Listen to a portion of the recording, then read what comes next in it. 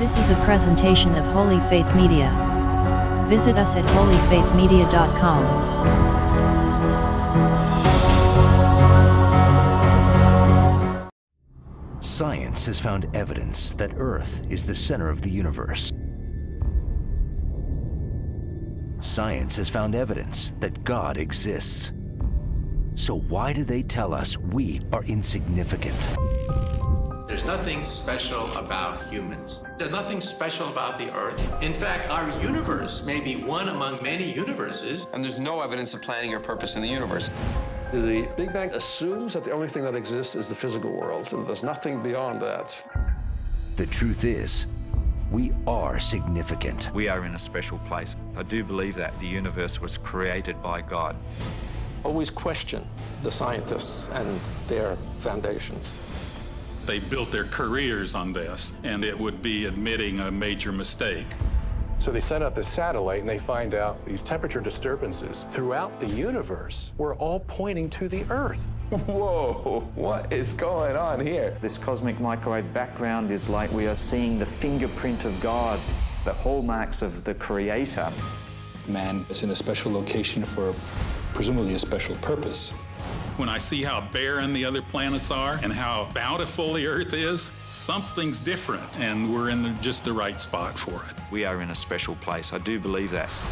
Science has said, stay over in this category here, and you cannot go into the God category, because that's going to destroy our science. Now that is controversial because anyone in the standard cosmology community would not even entertain such a notion. It's just too perfect to be a happenstance or a coincidence. This is the movie modern science doesn't want you to see. If you were paranoid, you'd say there's a conspiracy.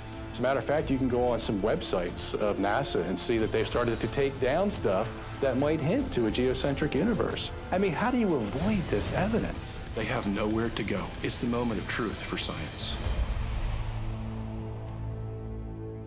So, I'm keeping all options on the table. You are significant. Get the proof. Spread the truth. Click to download the movie now. Welcome to Catholic Restoration Conference 5. This is Judith Sharp. During the summer months and since, we kept hearing about the science. Science, we have to follow the science, etc. Well, I kept wondering if science was becoming the new religion. So I asked Dr. Robert Sungenis, knowing his scientific background, if he would tackle the subject. Of course, he was quick to accept. But before he's introduced, here's a line that you might find interesting. An MIT PhD scientist argues that the scientific profession that once was dedicated to the discovery of truth has morphed into a community of con artists for hire to the highest bidders, which, in today's world, are big government and big pharma. Now, that should be a good lead-in to what Dr. Sungenis has titled The Underbelly of Modern Science. Oh, Dr. Sungenis, welcome again. I think your presentation today is expected to prove most interesting. Hello. Hi, Judith. Nice to be here with you today. Well, it's been a while, and it's definitely time for you to come back and talk to us about this craziness that's going on in our world, and I'm dying to know about the underbelly. Yeah, that underbelly is getting bigger all the time, too. Isn't it? So yes. What does it all mean? Or what's your thoughts? You know, science is just like any other endeavor of mankind. Science itself is good.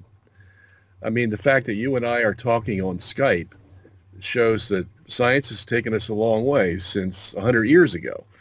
We would never even think we could do this. I mean, I can talk to people across the world in a matter of seconds. So science is good, you know, it's given us this stuff. So, you know, but it's just like fire. Fire's good, keeps you warm, allows you to see things, but if it gets out of hand, of course, it burns things down, including your house or whatever. And, you know, money's good too, but a lot of people abuse money. And so it boils down to, well, what's the problem? Well, it's the people that are the problem. And when you get to an area of science where now science controls a lot of our lives, And we've just proved that by the fact that we're talking on Skype. We have computers, cell phones, we have antibiotics, we have cars, planes, jets, we have spaceships, everything. I mean, the science world has exploded in the last 100 years or so, from virtually nothing to an array of technical devices that puts us far and away above any era before us. So you can expect that because science is going to control a lot of our lives, and we're dependent on science now, everything from an air conditioner, refrigerator, to our cell phones, that people who want to control, and that's never stopped. There's always people out there who want to control other people. And so they're going to use science, because it's so prevalent now, to control other people. And unfortunately, for most of the people out there, that when it comes to science, they're all thumbs, and they really can't communicate on a scientific level. The major part of the populace is left out of the equation when it comes to making decisions of how to use the science. You know, it's the scientist in the white lab coat who, first of all, has this pristine image where he's totally objective and always makes decisions based on the good of mankind. And he's like the priest used to be in the Catholic Church. You know, the priest wore the black cassock, but that was a sign, and his Roman collar, and that was a sign that he's totally objective, looking out for the best of mankind. And now the scientist has taken over that role, basically, for the rest of the world. And he has the white lab coat and the glasses, and his hair's slicked back, and he's prim and proper, and he always says the right thing, you see, and he's always looking out for our best interest. Well, that's, maybe the case in some areas of the world, but increasingly it's not that way. The scientist has become, from Dr. Jekyll, he's become Mr. Hyde in a lot of places. And so that's what we're up against with science. And as I said, few of us, if any, can communicate on a scientific level in order to fight the aberrations we see. And so that puts us in a dark place. I mean, talk about climate change or the present COVID-19 thing.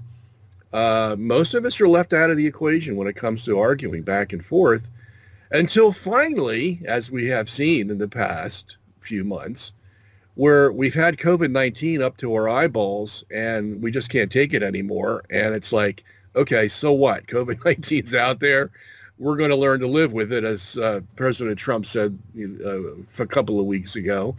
And, we have to take our, take everything into account and make a balance in our lives, because if we react too much to this COVID-19 thing, even if we don't know the whole nature of it and exactly what it can do, it's going to destroy us, by alcoholism, suicide, drug abuse, unemployment, people going into poverty, never be able to getting out. So we have to weigh our options now, even if we don't know the whole science, because we have to live. And that's the whole reason why we're here. We're living. And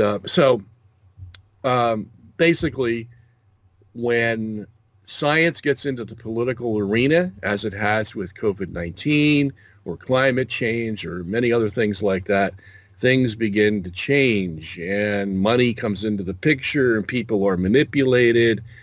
And we have never seen, and I'm sure you agree with this, we have never seen, and I've lived a few decades, and I'm sure you have, we've never seen it like it is today, where the divide between the liberal and the conservative is so great that it touches almost every area of our life.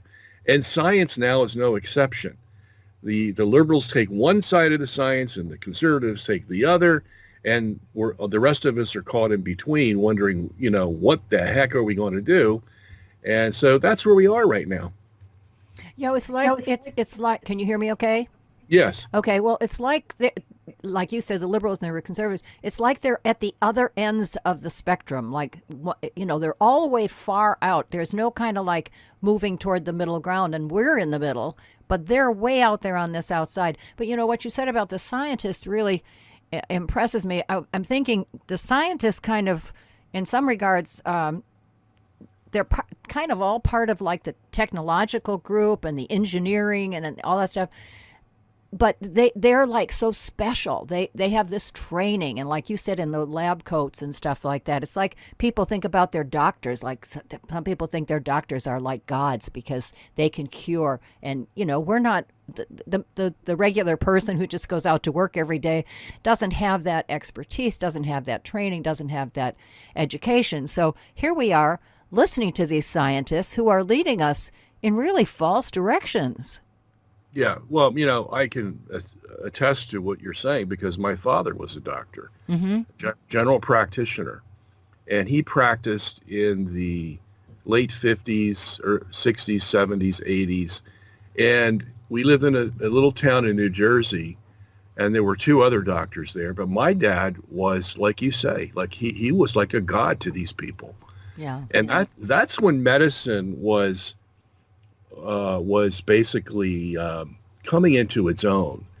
Had grown out of the early 20th century, but by the 1950s, 60s, 70s, wow, man, we knew a lot. Then the medicine was getting so much knowledge that it started to specialize.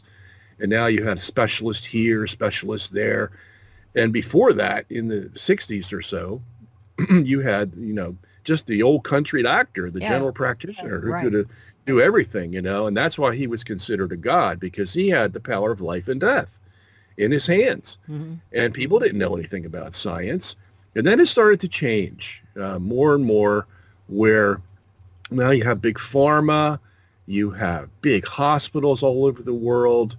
And so when you're dealing with an issue like COVID-19 or climate change, for the men in the white lab coats, now everything becomes a little bit more sensitive. The doctors can maintain that sort of godlike posture that they've had, but a lot of times, because there's so much disagreement about the science, because the science is so complicated, that's why there's such a division, especially in this area of climate change. Because there's such a division now, well, a lot of these doctors, because now their critics are coming to the fore, and they're not so godlike anymore. Now they can be disagreed with, and that's what you see out in the world today. Many of these scientists have opponents on the other side who are scientists in white lab coats too, you see. So where it's all going to go, who knows? But when we come up with things like this that we don't understand too well, like COVID-19 and climate change, I'm not saying I agree with climate change. I'm just saying this is a factor in our understanding of how science works. We got problems to figure out, that's for sure. Well, we do. And as far as the scientists are concerned, that the acceleration of everything. But Robert, what the money power? I mean, my husband has this great saying, like so many other people: follow the money. And if you follow the money, it's really hard, and we pay any attention at all as to what's going on. We have to recognize that the money that is being made by people by promoting certain things that really may not be good for us at all is really very frightening. Yeah, money is I would say in my research of the science, money is probably at the top of the list of 5 of the motivations for why things are decided in science.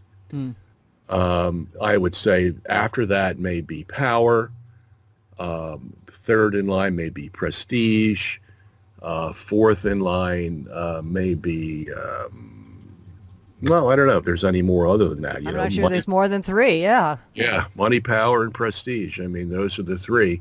And so when these 3 human factors that have always destroyed everything they've come in contact with are now going to infiltrate science and determine how science is going to be taught to the people, Well, you know, you gotta, you have to, like your husband says, go search where the money's going, and then you can see what the motivations are. And that's a cause for a lot of the scientific fraud that we have seen in the past few decades. Remember, there's that one guy, was it Japan, was it? He came out with a stem cells, and he was exposed as a fraud. And there's fraud all over science today. But I don't want to give a real scary picture. I mean, there's a lot of good people out there. Science, by and large, most of the people aren't really, like the Michio Kakus of the day or the Albert Einsteins of the day. And so they work in their little cubicles and pharmacies or whatever, and they basically do a good job. You know, if they didn't do a good job, there would be a lot more problems than there are right now today. Yeah. But it's the upper echelon people that we're talking about. Yeah. These are the people with big money, the big money. Watch where the big money goes, and that's where you can basically determine what motivations these people have to say what they say. So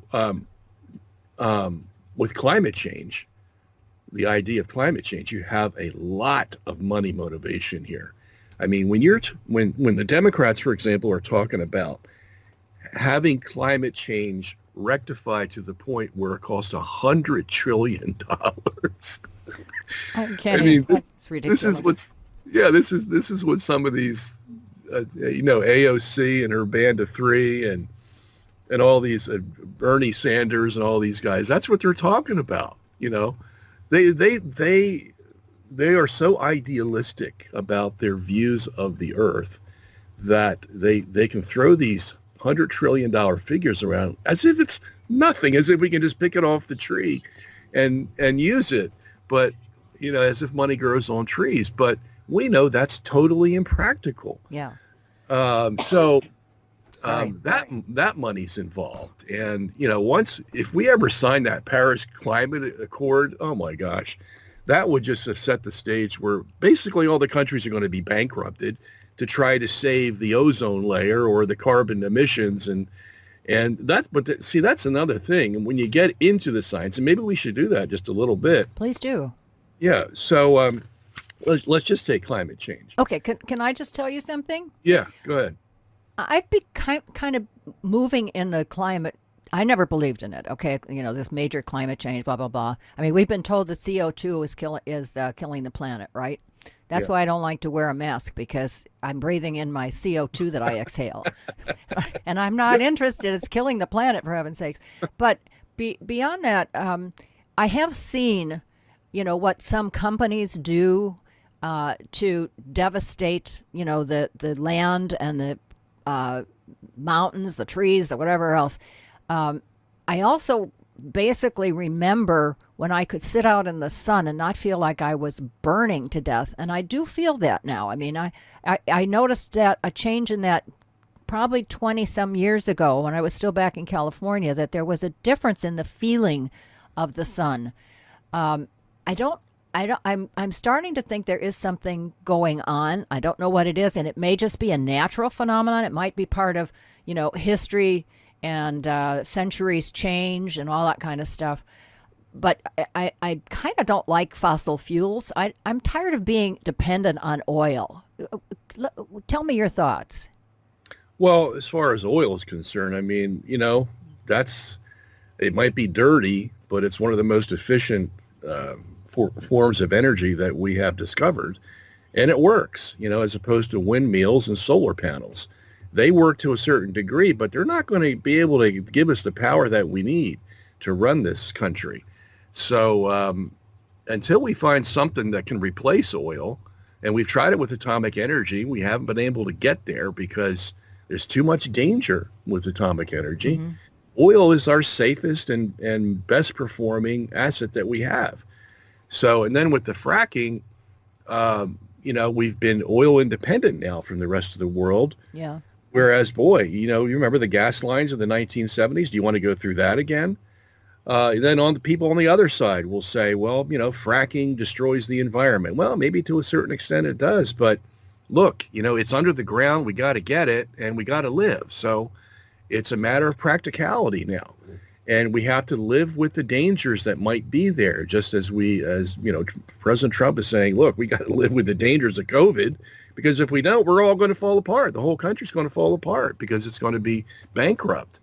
And so you reach a point, there's always a point where you have to be practical on the one hand, and you have to watch out for if you're polluting the environment on the other. And they've been fighting that battle for the last, 70 years or so. Yeah, I would say a long time, especially with coal.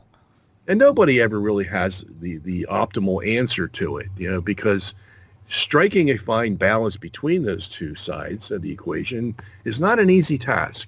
You've got, 300 million people to feed and keep warm in the United States. And, that's no laughing matter. You have to be very serious about that. And yet you have to keep them so they can breathe clean air and drink clean water. But nobody on the fracking side says, oh, yeah, I want you to drink, polluted water or, breathe polluted air. They realize that, they want it too. Otherwise, they wouldn't be able to live. So where the balance is. But back to climate change. Mm-hmm. If you look over the last, let's say, I got some graphs here. If you look over the last 2,000 years, they have these charts where they can show you what the temperature changes have been all over the world. And I thought it rather amazing. I'm sure I'm not the first one to look at this, but let's say in the year, let me put my glasses on here, in the year, let's see, that would be 1,000. We had a spike in the temperature that is actually higher than where we are today, with the 1 or 2 degree increase in temperature that we had. There was another spike in the 600 AD. We had a spike. It wasn't as high as the one in 1000, but it spiked. And then we had a spike before that in, like, say, the year 375 AD. After the year 1000, we had another spike in around 1300. And then we had another spike in 1400. And then after that, they call it the Little Ice Age because the temperature from about 1500 to about 1900 went down like almost a half a degree in some places. So this is like the average temperature on around the globe? Yeah. Okay. Yeah. And then it started to spike around 1950 or so. And of course, that's before all the carbon stuff that people are talking about. And it increased. So it's actually right where it was in the year 1000. Oh, goodness. The temperature. Okay. Mm-hmm. So what does this tell us? Well, we get fluctuations. We've had them for over 2,000 years, if you watch the charts, and now everybody's getting alarmed because it's rising again. And of course, if you go back to history, if it rises, like anything else that rises, it's going to fall. Comes down, yeah. So I have several of these charts here, but you get the idea. Yeah. And then if you use, let's say you believe the Earth was, many, many tens of thousands of years old, 100,000s of years old, they have another chart that they have put out. This is from the NOAA, okay? This is, the government agency that does all this stuff. This is the premier agency of the government. So this is not fly-by-night stuff. You go back, let's just say you use their paradigm that, the Earth has been here for 1 million years. Okay. Now, you and I don't believe that, but using their own graphs, they show a continual up and down spike of what? It looks like here of 6 degrees, 9 degrees below zero, and then up 6 degrees above zero centigrade. And the graph in front of me, it just goes up and down, up and down, up and down, up and down, all the way till you get to the 0 AD. And that's their own predictions, okay? So when we're talking about now 0 to 2000, and we see the same up and down thing, and that the year 1000 was almost exactly like it is today, well, you know, the alarm bells are not as loud as they portray them to be. And then I had some other interesting information. So the whole problem is carbon emissions, okay? And here are some facts, though. 95% of the carbon emission, or what they call the greenhouse gas effect, comes from water vapor that's already in our atmosphere that we can do nothing about. Okay, 95% of carbon emissions are in our atmosphere. So that means that only 0.1% of the greenhouse gas effect that we complain about is due to man-made atmospheric carbon dioxide, okay, aerosols or whatever. 0.1%, not very much, okay? No, that's for sure.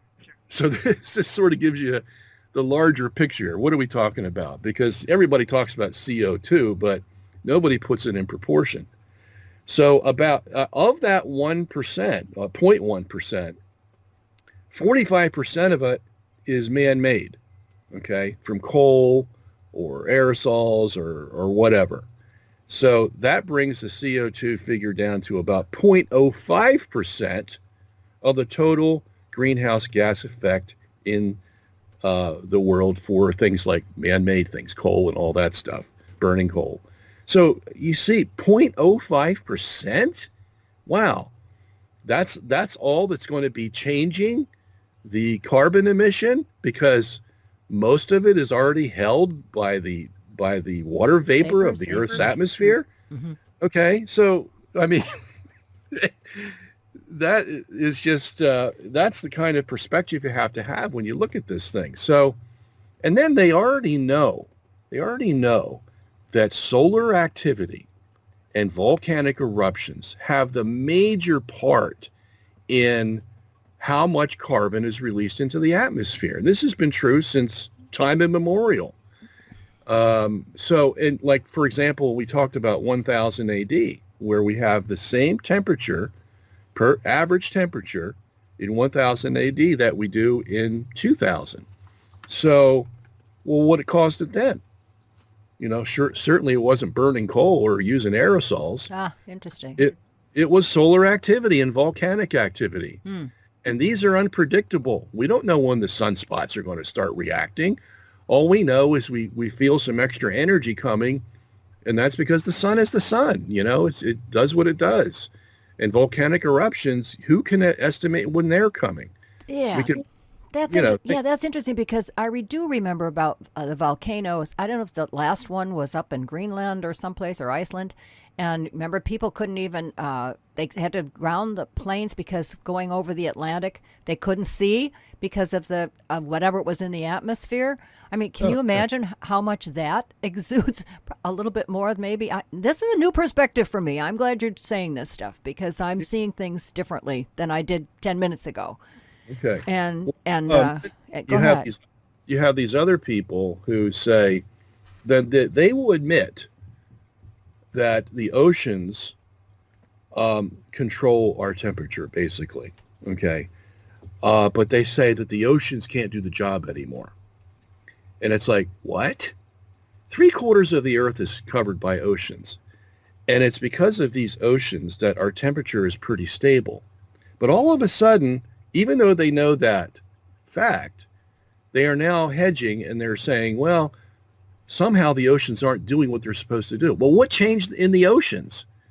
They're the same oceans we had for time immemorial, even in 1000 AD. Same oceans. Has it increased or decreased? So, and, you know, glacial melting of icebergs or whatever, that's not going to add to the oceans. It's like spitting in the ocean.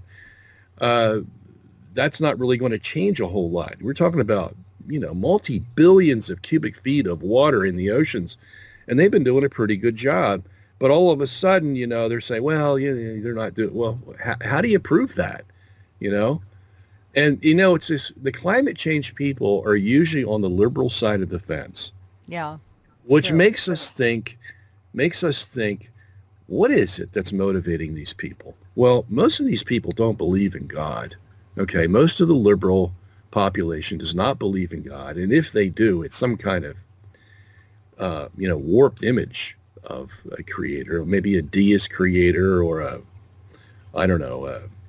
some personal being that's not involved with us. Basically, is what they believe in. The great architect. Yeah. And who the deist idea of God is he created it and then he left, he went somewhere else and let the whole thing tick by itself. And that's their idea of the world. And so they get all worried about when the earth is fluctuating here or there, or we have too much this, too much that. And why? Well, because the earth is their home. That's all they have. They don't believe in a God that can control it and make it work until the day that he decides it's not going to work. And that's the last day, of course. They just have no concept of that. Whereas most conservatives, not all of them, of course, but most conservatives, the ones that do believe in God are conservative, and they know, hey, God's in control of this, okay? He's the one that built the sun and the oceans and lets the volcanoes come and go and the earthquakes and everything else. And we've survived this long. And then when you look at all the fluctuations that people have had before in weather conditions and with solar changes and volcanoes, come on, let's average all this out. What's the henny pennies around the world now? And how are these henny pennies motivated? Oh, because there's a lot of money in climate change. Okay. A lot of money. Yeah. It's just like abortion. How you get what, $3,000 to $5,000 for every abortion that you do? How much do you get when you tell the woman, eat right, sleep well, get some exercise, and everything should come out normal? How much money do you get for that? Nothing. Okay, so they have all the incentive to encourage these women to get rid of their babies, and boy, there's a lot of money in that. So that's like your husband says, go search where the money is and you find out why the people are so motivated. Okay. Fascinating. So there are other issues you can, what were we were talking about these before. My wife was a graduate of Penn State University as a biologist, and she worked in a lab for a while. And she could tell you many instances where they fudge data. Why do they do that? Well, because they want to make their work look successful. Why? Well, because that's where the funding comes from. Their funding comes from the government, whether it's state or federal. And if you're showing work that doesn't produce what you said it was going to produce, you're not going to get any funding, you see. So there's another instance, where money plays the big part, you see. So, and there's a lot of competition out there today for government funding. And of course, you get bureaucrats that are going to judge whether you get the funding or not. And if you're not producing what they think you should produce, you're not going to get it. So you're going to go out of business. You're going to be on the street looking for a job. And the other thing in science today is that there's a status quo. See, they know science is complicated. And they know that they're not going to get all the answers that they want. But how do you compensate for that? If you want to keep your job and your sheepskin on your wall and make a six-figure salary, well, you form this little clique of scientists that eventually develops into the status quo of what we all believe about how it should be and how it works and all this. So anybody that comes in there to challenge it, look out, man. You're going to be cast aside. They call it peer review, but really what it is we're going to review your work to make sure that you're up to snuff with what we've already decided is the truth, you see. So, women, blacks, young scientists, challengers to the status quo. I've got a new scientific guy. Forget it, man. You're not going to get anywhere with the scientific status quo that's already been built up over the years. And usually, if there is something totally wrong with the science, it usually takes about 100 years for it to be done and away with. And that's why science changes every 50 to 100 years, because finally they reach a point where the theory just can't sustain all the new data that they're finding in science. And so the consensus comes about, well, maybe us status quo guys need to relook this whole thing and come up with a new theory. Okay. Oh, Robert, that makes me laugh, because the first thing I'm thinking about is how in the food industry, you can't eat eggs. Now eggs are good for you. You can't eat chicken. Now chicken is this or that. I mean, how many butter is another. You got to eat a margarine because that's better for you than butter. Now that's not good. I mean, they keep changing the story on us. Yeah, you and I have lived long enough to see the fluctuations in the commercial market for butter. Coffee's another one, eggs. I don't know how. I think I've seen eggs change at least a half a dozen times from being totally bad to being totally good for you. Me too. So yeah. So it just tells you. But so that's the underbelly. But that doesn't mean that all science is bad. I mean, it's just we have to keep that perspective too. Science helps us figure things out. So the science is good. It's just the people that manipulate it for money, prestige, and power. And we're never going to get rid of those, unfortunately. And it just so happens that science is one of those areas now where money, power, and prestige have infiltrated to a very large degree. So we have to take everything science says now with a grain of salt. And that includes things like COVID-19. I mean, even if you have, so it comes from China, it spreads all over the world, and people are dying. All right, people are dying. Okay, and then we find out that 99.98% of the people under 65 who get COVID will survive from COVID, as if they never had. I mean, look at President Trump. He's out of the hospital in 3 days? His son gets COVID, and the next day he doesn't have it. So, okay, what's going on here? Is it really as bad as they say? Well, when you go into the politics, it's the left again who are accentuating the dangers of COVID because they want to make Donald Trump look bad. Oh, absolutely. I can see that. It's pretty obvious. Yeah, I mean pretty obvious. Well, are you telling me that we shouldn't believe the great expert scientist Bill Gates? Bill. Don't choke. The funny thing is that Bill Gates is actually voting for Donald Trump, believe it or not. How do you know that?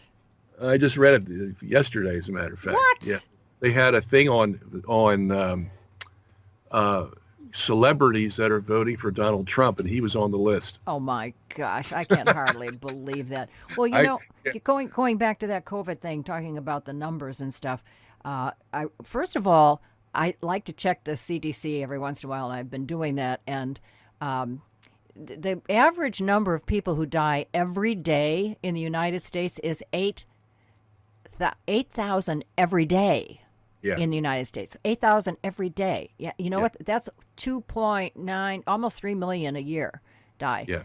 And so, I mean, the numbers are so, they keep pushing this COVID as the numbers are so high of people dying in that. But the other thing that I found out is that like 50% of those 226,000 people who have died supposedly of COVID died of heart attacks, and 10,000 were already in hospice. So they always had some chronic condition before they got the COVID, and that's the reason why they died. I know. And that came out, and then we find out that these hospitals were being paid $30,000 to put on the death certificate that the person died from COVID. So obviously we got a lot of malarkey going on here that's all political. Yeah. And again, you have to take with a grain of salt every little fact you find out about COVID.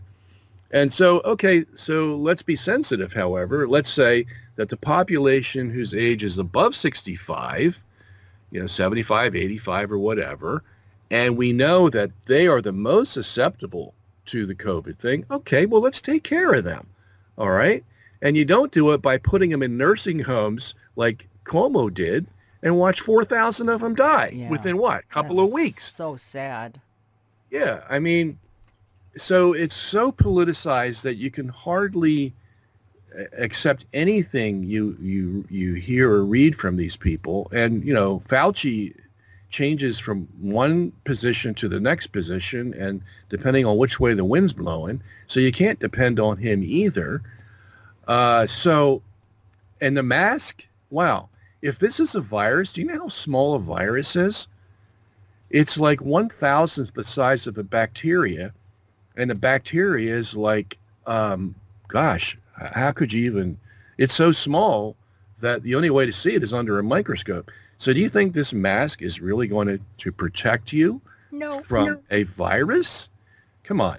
So the mask is another, what you would call it, a sort of a identity.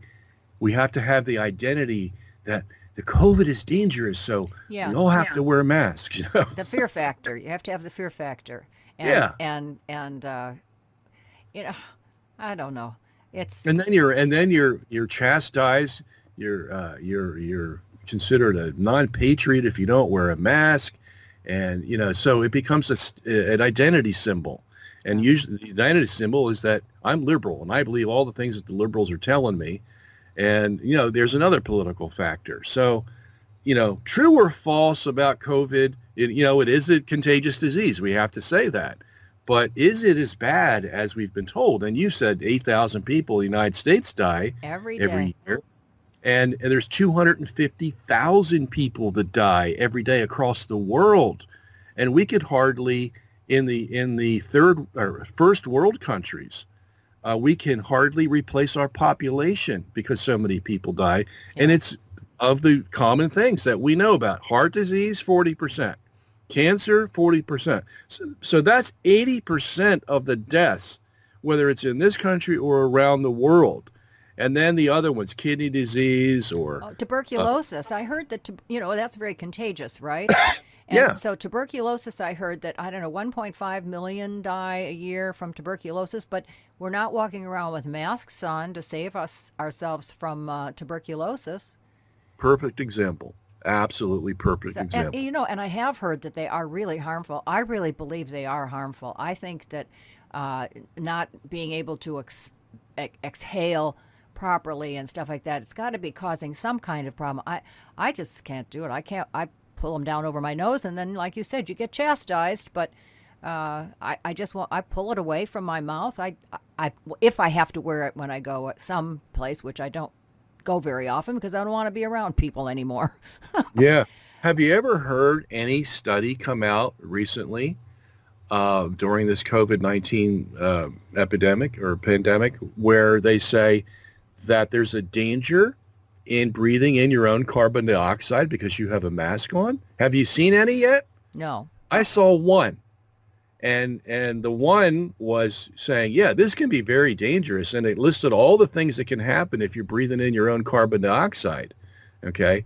Because if you have carbon dioxide in a ratio that's above the oxygen ratio that normally is there, your blood vessels start to expand. And then that can cause other problems, you see. The more CO2, the more harmful it gets. But here we are, our kids, old people, we're telling them, we don't even touch that area of breathing your own carbon dioxide. So, that's another thing we have to take into consideration. Well, Robert, do you think that all this scientific stuff that they're forcing us to look at, within the fear, making us afraid because of the COVID thing, is also designed to move us into that one world order, to that Davos reset or whatever World Economic Forum reset that they're talking about? Do you think this is all designed to help us move into that? I don't think it was designed that way, but I think they took advantage of it when they saw it.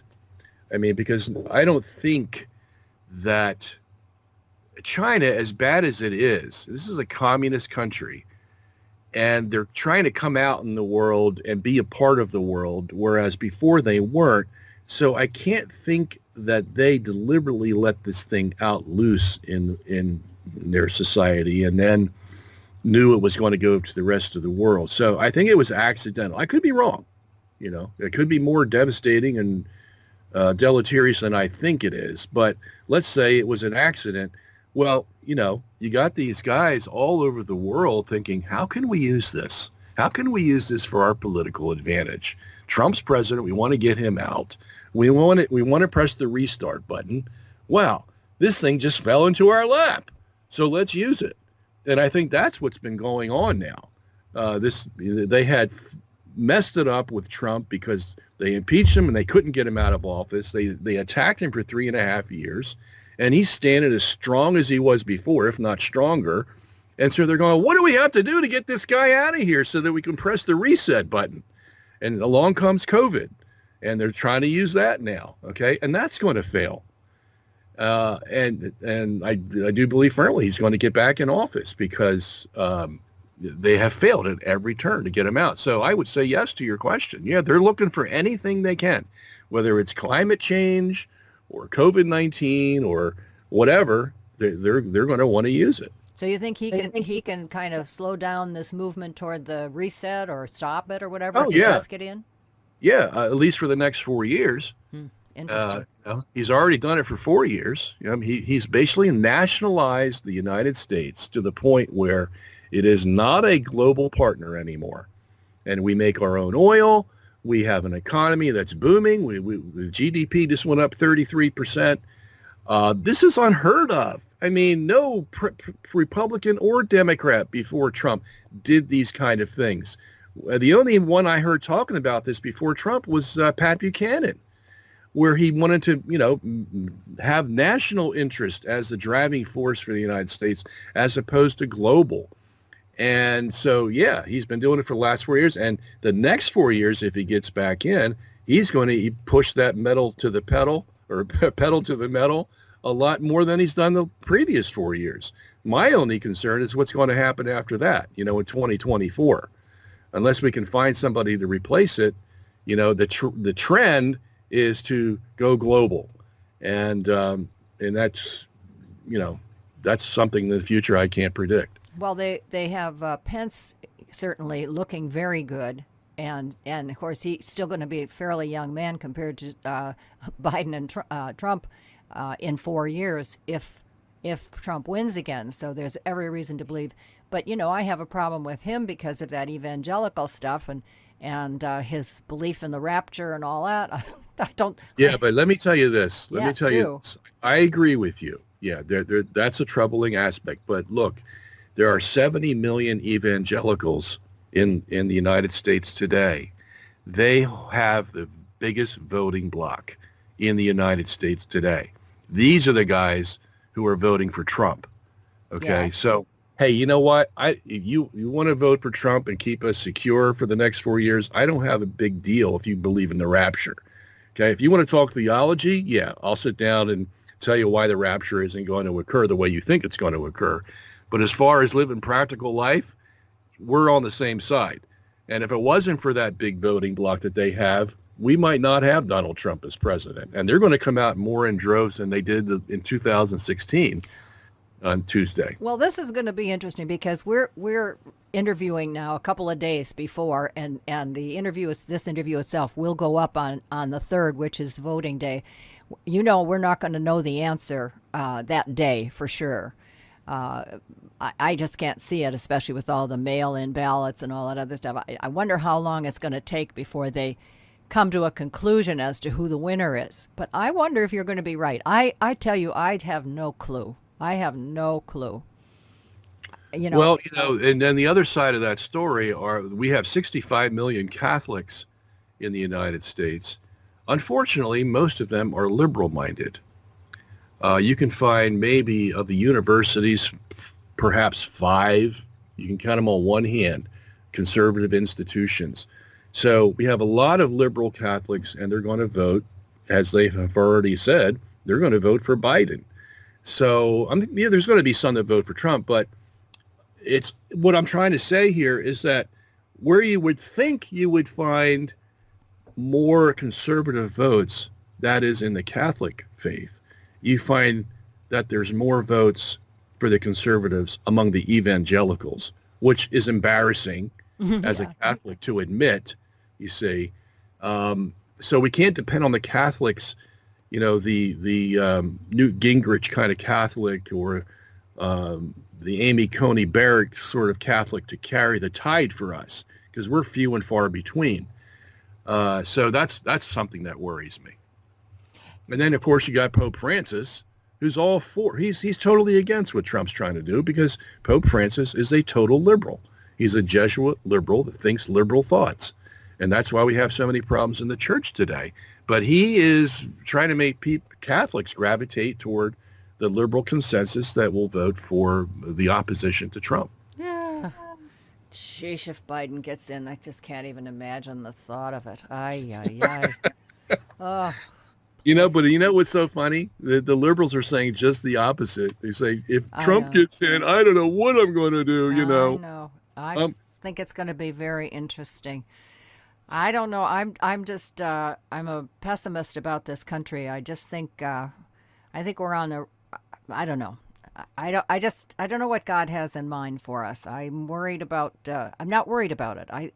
I'm just wondering if Our Lady has finally said to our Lord, "Oh, for heaven's sakes, clean this mess up."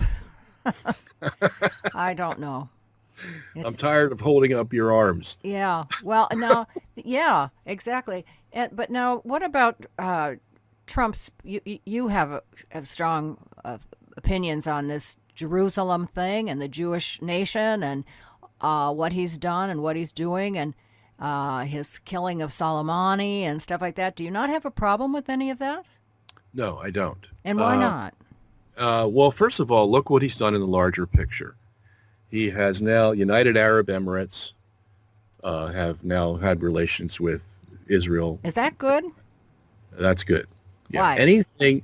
Because anything that keeps peace in the world bides our time, that somebody's not going to push the red button and destroy us all. You don't think that that's a movement toward or against Iran and their, again, the poor Palestinians? No. I mean, why would peace with another country, that's, 500 or 1,000 miles away from Palestine be any different for the Palestinians? We have a peace arrangement where they're talking to one another. That's what we want. And he's got that now with 3 of the Arab countries, whereas some other people would say that's unprecedented. We were trying for decades to try to get them to talk to one another, and all of a sudden Trump's got 3 countries talking to Israel. And you don't see that as getting an alignment of countries so that they will oppose Syria and Iran and even Iraq for that matter.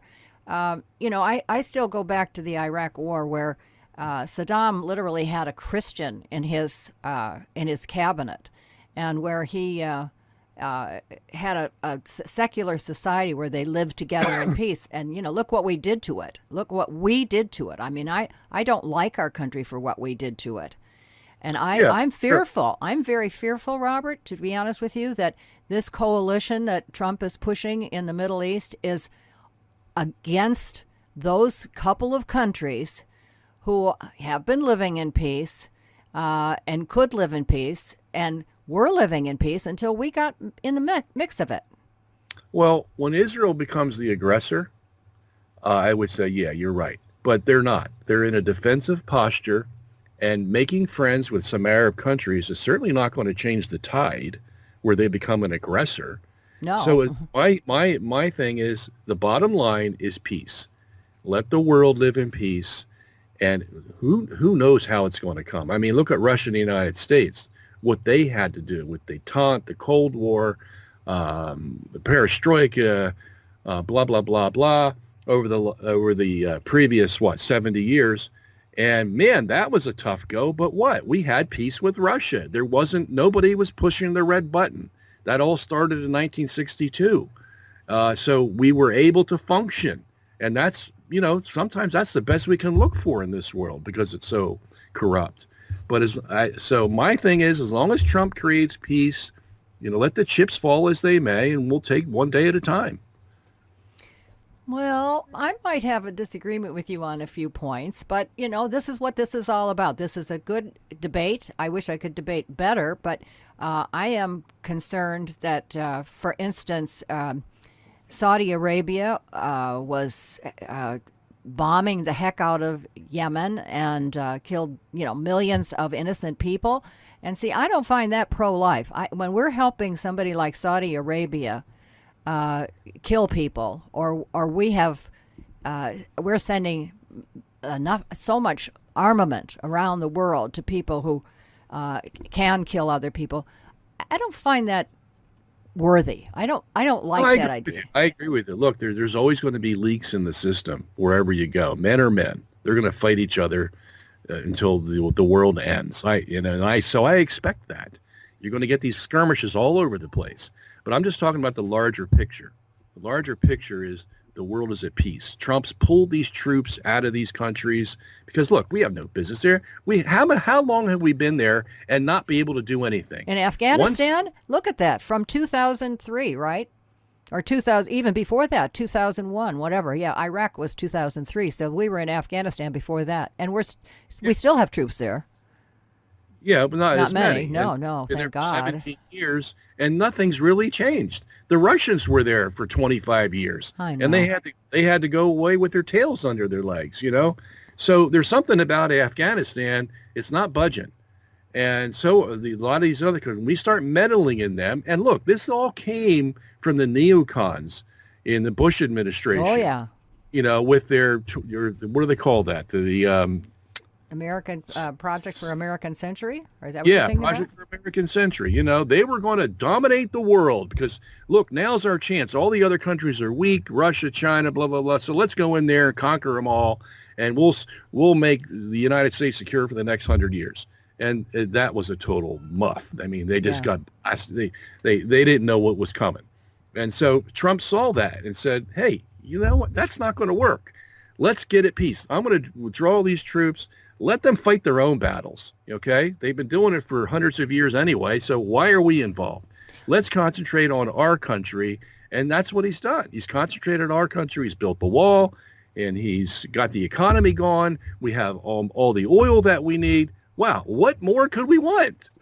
Well, I'll tell you one thing. I don't blame him for the COVID, which a lot of people do. I mean, I am so sick of these guys in the newspaper. Everything they write is that he's basically the blame. He's done such a poor job on the COVID. What was he supposed to do? He did everything he could. I do agree with him on that part. He certainly had those conferences right up front with Fauci, and that because we didn't know anything about it at the time. We didn't understand it, like he says. And so he tried to make it as what's the word I'm looking for, transparent as he could, by having these conferences and all that stuff. And then finally he said, this isn't working, so he stopped that. I don't blame him for anything that happened with COVID. I really do not. He would have blamed if Biden had been in office, and when he saw the COVID virus and he saw Trump prohibit travel from China to the United States and Europe to the United States, he goes, oh, you're a xenophobe. Yeah, right. He said it. Yeah, I know. Okay? I saw it. So we know what he would have done, because Yeah. he sticks his finger in the air and sees which ways the wind is blowing. Yeah. And that's the kind of guy he's going to be. Trump's not, man. You like him or hate him, at least when he says something, that's what you're going to get. He lays his cards on the table and says, this is the way I'm thinking, like he did with the Supreme Court justices. 45 of them he laid on the table. And Joe Biden, none. Okay, so we know that Trump may not make every decision right, but he's an honest man when it comes to saying, this is what I'm going to do for my people, And it's worked. I mean, it's worked. And in the face of the almost total opposition of the other side against him that ended up in his impeachment, this guy still stood his ground. I mean, wow, that's what you need. You need a strong leader like that. Well, the stock market was pretty bad this past week, but I don't blame him for that. But I thought I thought Wall Street would be in favor of Trump. No. This is what happens every time there's a change, a potential change in the presidency. The guys on Wall Street pull their money out, and they're waiting for the election results. And then right after that, they put their money back in. This has happened every time. And that's called profit taking. Yeah, it's called profit taking. And it's only gone down, from 28,000 to 26,000. So it's not like it's some devastating. No, if you watch the stock market, I have never really, delved into it, but except to watch it. And when you watch it and you see it goes up, they sell off, they come back in low, the traders make a ton of money, and then it goes up again, and then it comes down again, and it just continues this cycle. I mean, it's just money making here again. Follow the darn money. Yikes. Yeah, you know what? In the end of the story, this is what keeps this country functioning, because these stock guys are investing in big companies, and these big companies give us, the thing we're talking on right now, Skype, or cell phones or TVs or whatever. And they give us oil and electricity and all these things. This is how the capitalist system is built. There's always going to be rich people up there making a lot of money, but these guys work their tails off 16 hours a day making their companies run. And I'm sitting home, I'm relaxing. So I'm saying, great, let them work. And you can have all the money you want. It's not going to make you any better than you are now, but it's going to provide for the rest of the country. That's why this country is so great. But you don't see a disparity in the amount, the amount of money that the top 1% or top 0.01% make and the rest of the country? I mean, there's so many poor people. Oh, yeah. I feel for the poor people. As a matter of fact, I'm against the idea of not raising the income for these people. I mean, because the Republicans are saying, well, we don't want to raise it to $15 because we're going to bankrupt some of these companies. Well, come on, man. These people are poor. They need a boost. And so what's wrong with a compromise there? Make it $11, $12. Who knows? What about raising taxes on those wealthy? What's wrong with that? Well, because you're not going to get enough money, and you're going to de-incentivize these capitalists from producing what they produce for us. If you run them out of business by too high taxes, see, this is where the Democrats go wrong. They should give their fair share, but if you start forcing them by raising the taxes, you're just going to hurt the rest of the country. And my theory is, let these guys make all the money they want. As long as they provide for us all the businesses and the comforts we have and the conveniences, the airplanes, the cars, or whatever, hey, we all live nice, okay? And for the poor people, yes, I believe that they should make some definite government moves, and that's what Trump has done. I mean, he's given us tax cuts. I made $6,000 more last year because of the tax cuts, and that's because I have a lot of children, but... Well, you're a good Catholic man. Yeah, I That's still what have you're 7 supposed children. To do. I get $3,000 for each child that I have. Okay, Wow. I'll live with that. Yeah. So he does what he can for them, but I know he feels for them, and that's why he's so popular among the blue collar workers, because they know, yeah, he's rich, but he cares for us. He's not a politician. He wants to give back to us as much as he can to let us all have, what they call the American dream. And wow, I'd rather have that than somebody coming in my pocket like Biden and taking every cent I have. And then, you have a good example of that with the Affordable Care Act. Well, when that went in force, yeah, everybody was paying $200 or $300. Now they're paying $3,000. Come on. We know that doesn't work. So that needs to be cleaned up. But that was an effort of the Democrats to try to make the gap between the rich and the poor better, and it ended up making it worse. So, yeah, you give insurance for pre-existing conditions, but people are paying up the wazoo for those premiums. So something went wrong somewhere. Yeah. Well, where do you see God in all this and in our country?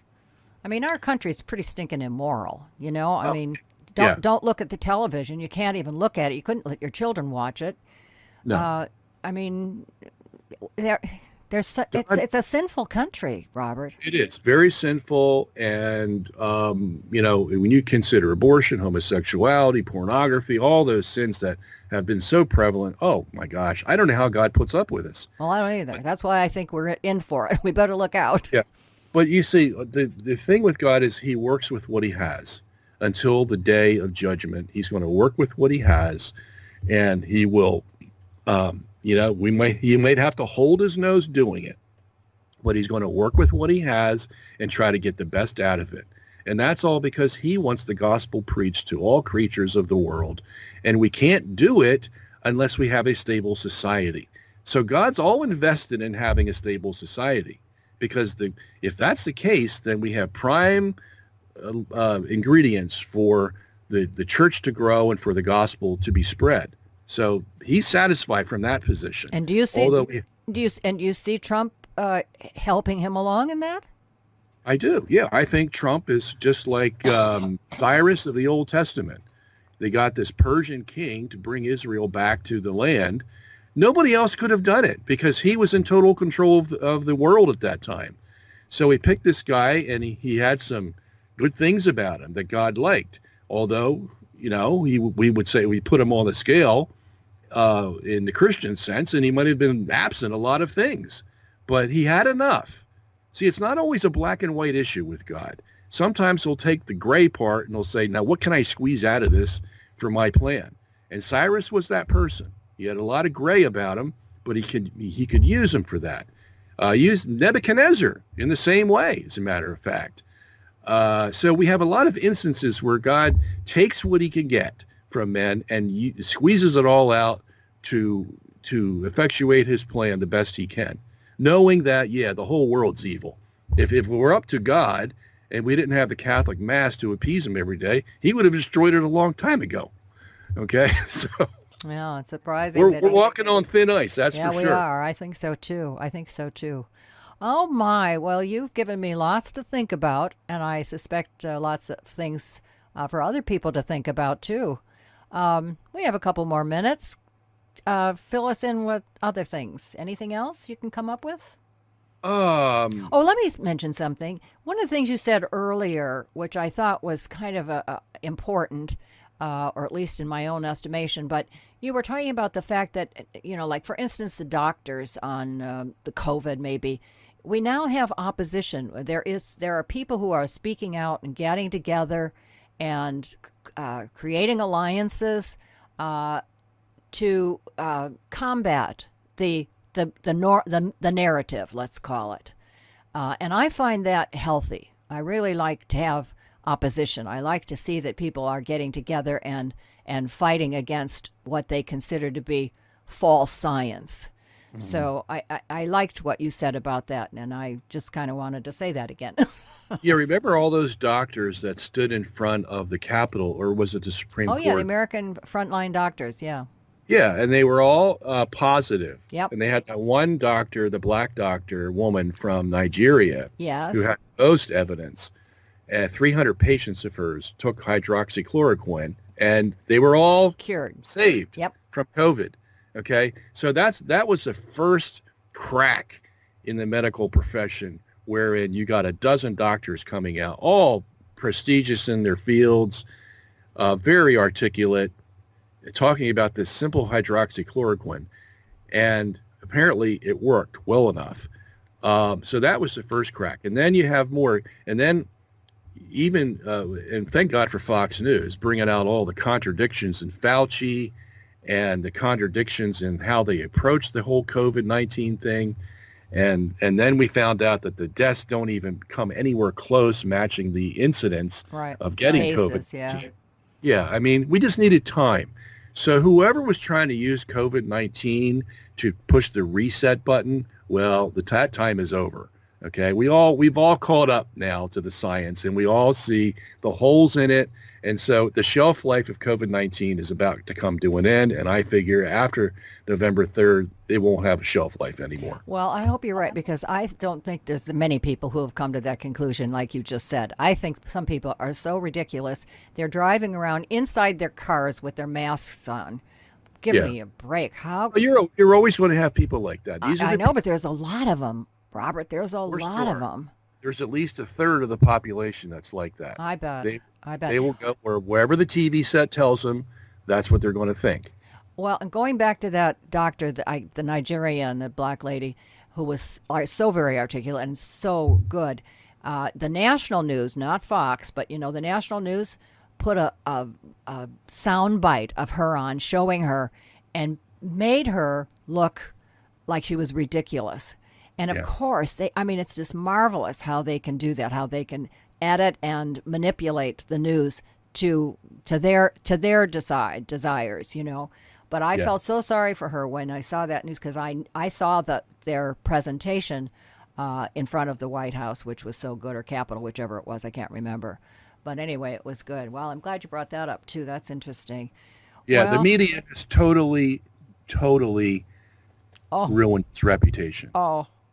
They are not a news media. We have found that out the hard way, and now we know where they're all coming from and what to look for in the future. It's just not the same as it was before. No, it certainly isn't. That's for sure. And if you can hide the Biden story with Hunter Biden and Bob Alinsky and all these guys as if it never occurred, and the only place you hear about is Fox News, what greater example do you need that they're totally corrupt? Oh no, they've been corrupt for years and years, and we've seen it over and over again. And oh my gosh, well, it's a very interesting time we're living in, isn't it? It sure is. And you see how we went from science to politics. Yep, we did, didn't we? It just shows you how the two are so tied together. Tied together, yeah. That's right. That is it. It all comes together right now. Well, this has been very fascinating, very interesting. I really appreciate your taking the time to chat with us again. It's been a long time, and the viewpoints are very interesting.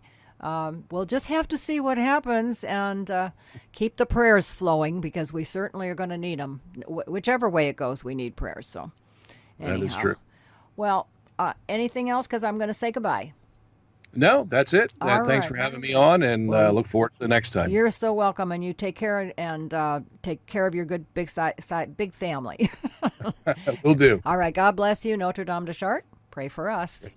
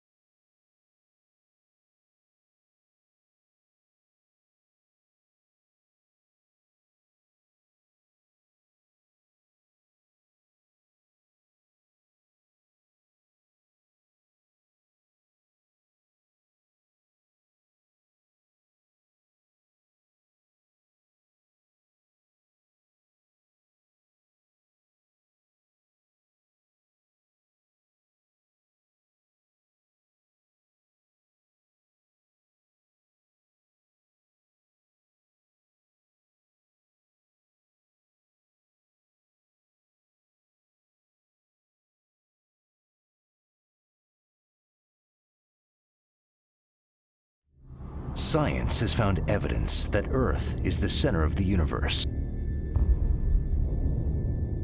Science has found evidence that God exists.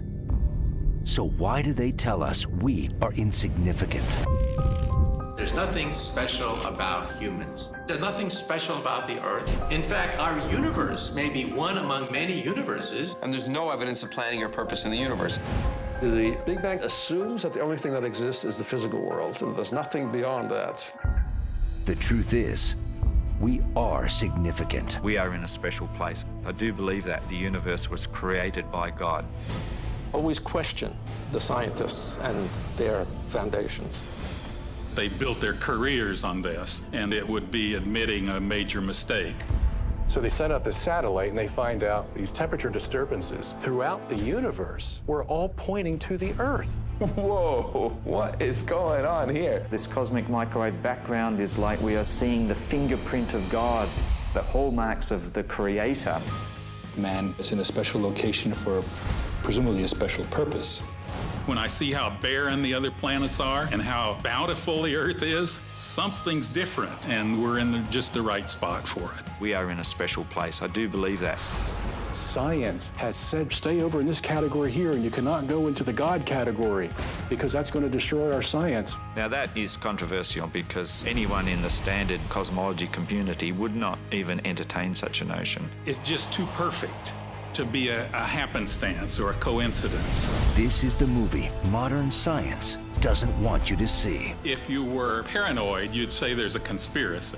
As a matter of fact, you can go on some websites of NASA and see that they've started to take down stuff that might hint to a geocentric universe. I mean, how do you avoid this evidence? They have nowhere to go. It's the moment of truth for science.